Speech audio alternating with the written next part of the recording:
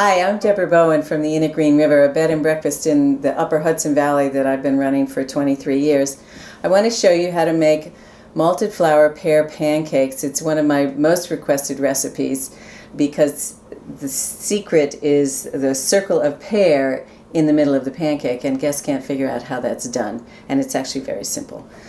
I use any kind of pear, Bosc, Anjou, that doesn't particularly matter to me.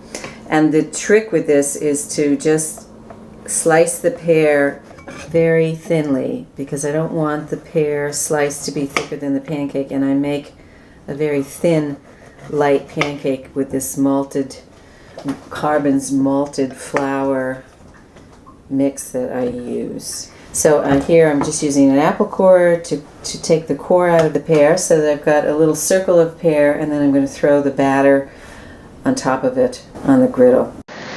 The griddle should be warmed up a little bit ahead of time. Thanks.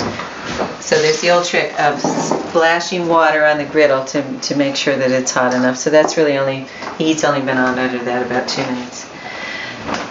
And then spray lightly with Pam, and then wipe it off. That's another trick from Martha Stewart Living Magazine, that you really want almost no grease on the batter. That's why usually it's the second set of pancakes that look better.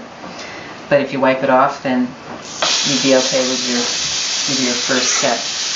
So here's my malted flour pear pancake mix, which I like to be pretty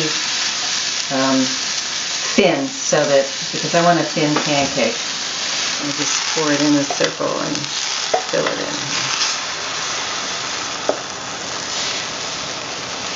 Ordinarily I would make these a little smaller, because when I'm doing breakfast, I do 4 at a time. So the griddle I've got on medium-high, could go a little bit hotter.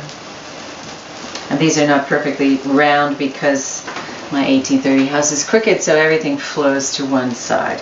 But I can fix that by just trimming it off. So you can see how the batter is starting to bubble up, and it looks like it's done here. This one isn't quite done yet. I can also check by just peeking underneath to see how dark it is. And I'm just going to cut off that part I don't want.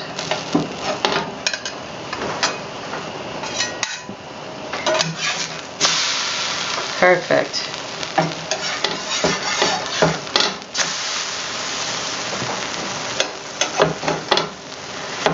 Just going to trim these to make them look pretty.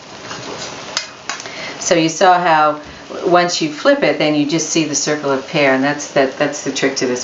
Guests always ask, how did you do that? And it's really very simple. And they are done.